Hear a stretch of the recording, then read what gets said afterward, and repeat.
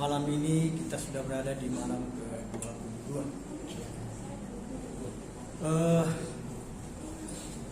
Tidak ada yang tidak harus kita ucapkan syukur alhamdulillah. Oleh karena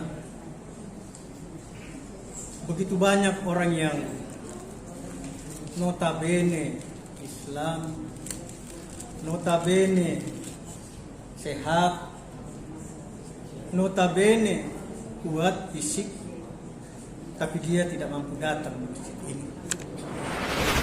Malam ini kita datang dengan penuh semangat. Saya memperhatikan dari awal sampai dengan malam ini, hampir seluruhnya masih kita yang sama-sama dari awal sampai saat ini. Masya Allah, Masya Allah. Yang kedua perlu saya sampaikan bahwa sebenarnya giliran saya nanti lusa malam. Tapi saya tergugah dengan adik kita tadi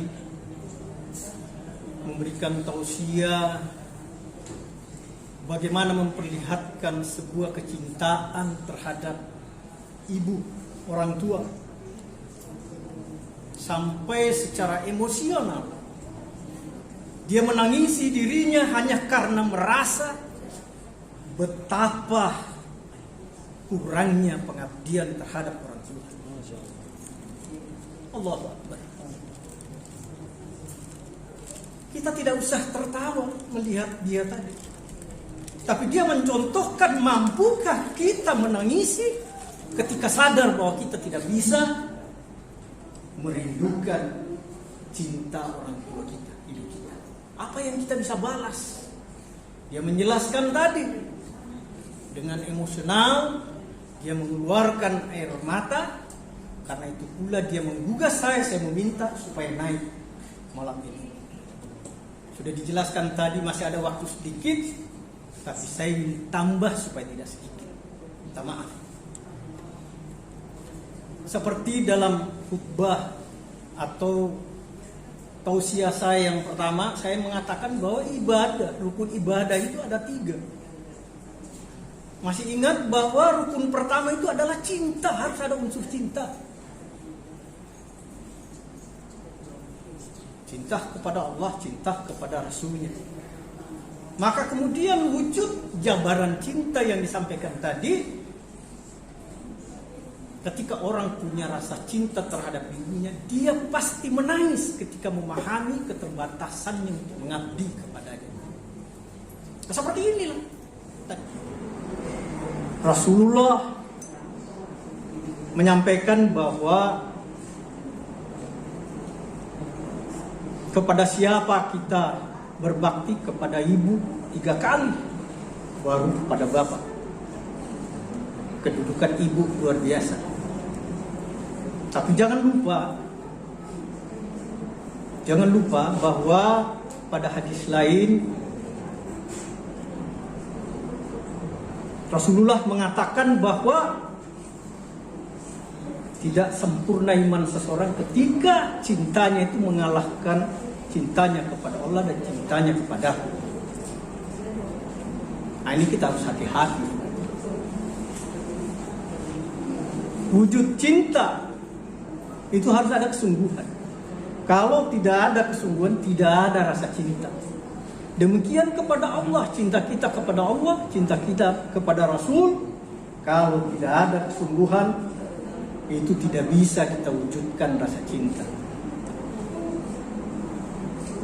Ini penting untuk kita pahami. Oleh karena kenapa saya katakan kesungguhan pula lah yang mengantar kita untuk paham itu seberapa cintanya kepada kita, kepada Allah, seberapa cinta kita kepada Rasul. Tanda-tanda orang yang cintanya kepada Allah, zikirnya banyak. Tanda-tanda orang yang cintanya kepada Rasul adalah salawatnya banyak. Ukuran cinta kita kepada Allah adalah mampu melaksanakan perintahnya dan mampu meninggalkan larangannya. ukuran cintanya kita kepada Rasul adalah mampu kita laksanakan seluruh amalan-amalannya.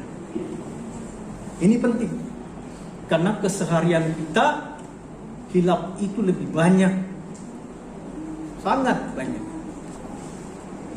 Contoh misalnya, ketika satu waktu ada sekelompok orang datang kepada Rasulullah, lalu dicegat oleh malaikat, sehingga tidak bisa bertemu. Lalu Rasulullah bertanya kepada malaikat, "Ya malaikat, kenapa dihalangi, kenapa dicegat itu umatku?" Maka malaikat menjawab, "Itulah umatmu yang melalaikan kewajibannya di dunia. Dia cuma rajin ibadah untuk dirinya, tapi dia sudah lupa kewajibannya mendakwai umat." Sudah sangat banyak, katanya, sudah sangat banyak sekarang umat Islam yang sudah lupa sholat berjamaah. Dia tinggal sholat sendiri, mengurus diri, ibadahnya sendiri, lupa rahmatan lil alamin. Ini satu riwayat seperti itu. Apalagi situasi sekarang, kita berada dalam kehidupan yang milenial, terlalu modern, kehidupan yang serba IT. Dari anak kecil sekarang sudah menggunakan HP. Padahal HP 99% dapat menjebak kita ke dalam sikap yang lalai. Kenapa? HP bisa mengajak kita, menjebak kita maksiat mata, maksiat telinga, maksiat mulut, hampir seluruhnya. Bisa lihat fungsinya. Ketika berita hoaks masuk ke HP kita, kita transfer lagi ke orang lain yang belum tentu ada kebenarannya. Maka kita akan mempertanggungjawabkan berita yang belum tentu kebenarannya. Nah, ini kita berada di kehidupan ini sekarang.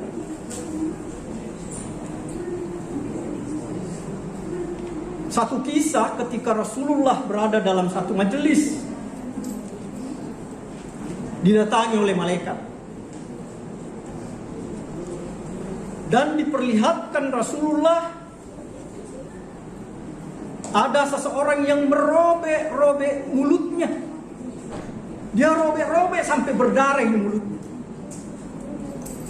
Lalu Rasulullah bertanya, "Kenapa seperti ini?" Malaikat menjelaskan bahwa inilah umatmu yang suka menyebar berita bohong, berita yang tidak benar, dan dipertanggungjawabkan dengan cara seperti itu. Naudzubillah misalnya. Kita sekarang ini dengan HP, begitu masuk informasi isu dengan enteng kita transfer ke orang lain, menyebar ini. Dan hisabnya di akhirat kita akan merobek-robek mulut kita. Insya Allah. Karena itu momen ini saya mengatakan seperti yang disampaikan adik tadi, dia menangisi dirinya karena merasa masih sangat sedikit pengabdiannya kepada orang tua. Menghubungkan dengan situasi tadi, saya ingin bertanya paling tidak kepada diri saya, pernahkah kita kita rasakan ada rindu kepada Rasulullah? Pernahkah kita merasakan selintas dalam benak diri kita rindu kepada Allah?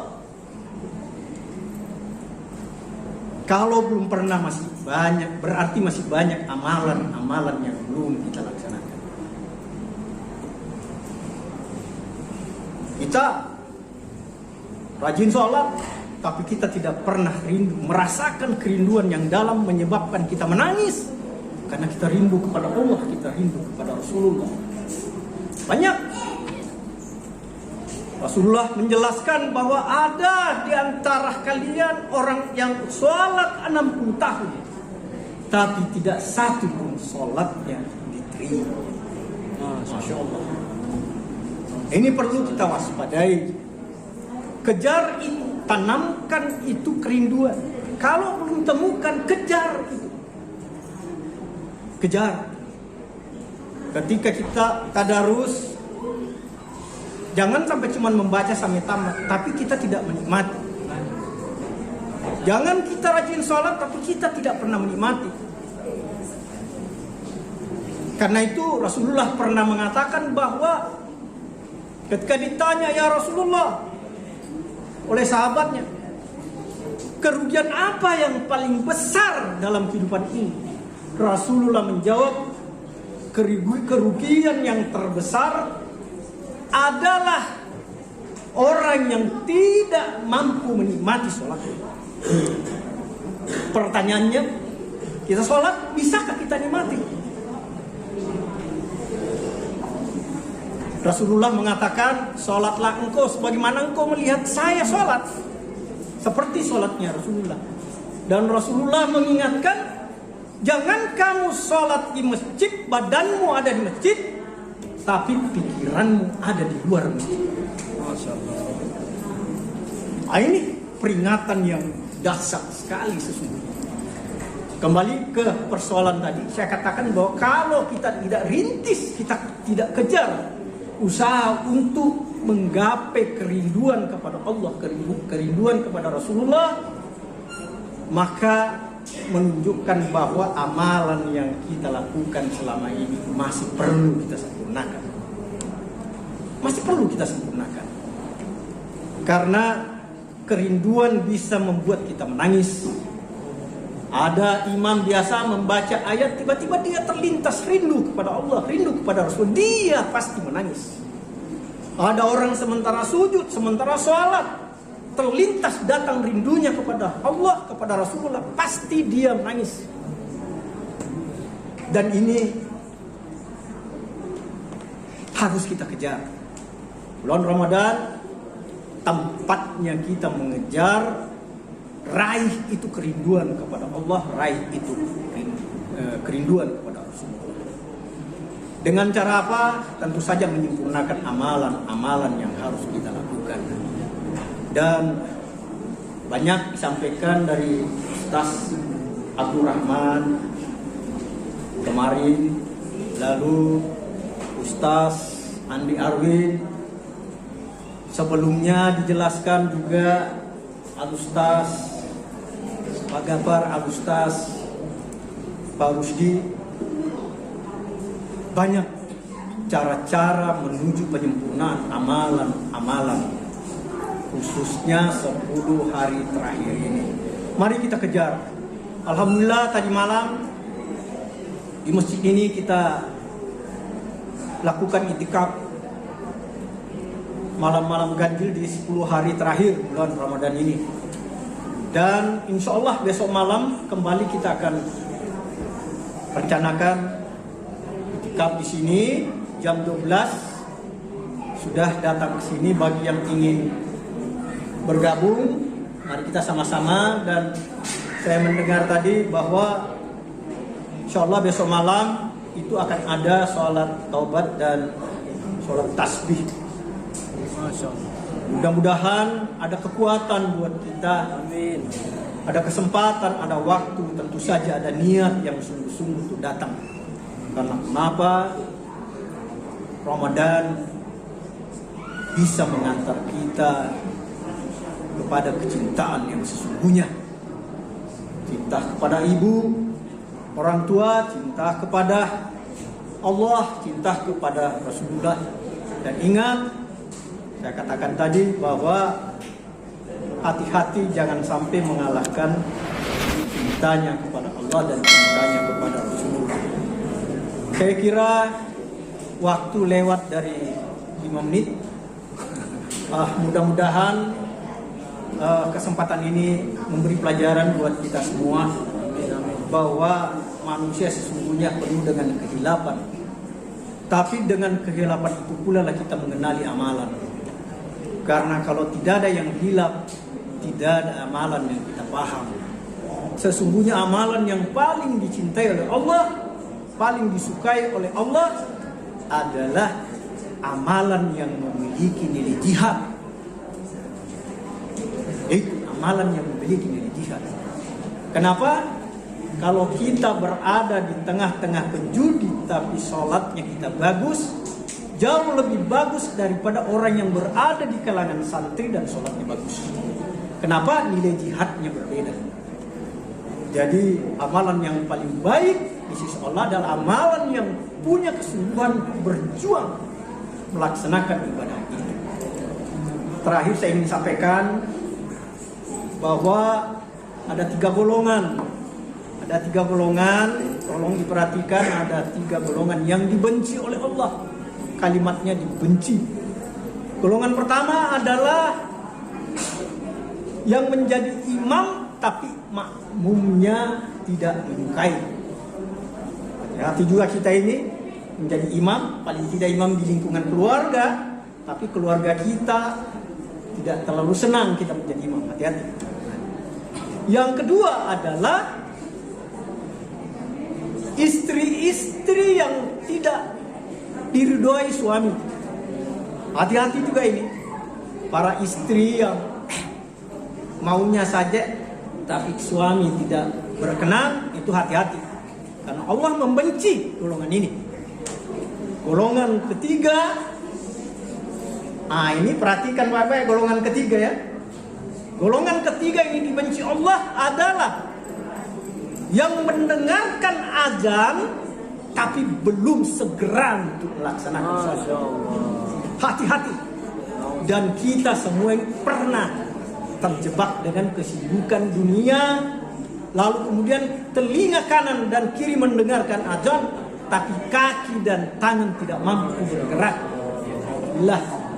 Maka saya mengatakan bahwa mari kita kembali kepada hakikat bahwa sesungguhnya rukun ibadah itu dari 3 harus ada unsur cinta, harus ada unsur takut, lalu yang ketiga adalah ada ganjarannya. 3 rukun ibadah ini harus kita pahami supaya kita menjadikan pedoman memahami pengabdian kita, penghambaan kita kepada Allah Subhanahu wa taala. Saya kira demikian. Terima kasih banyak perhatian. Hadanallahu wa iyyakum ajmain. Assalamualaikum warahmatullahi wabarakatuh.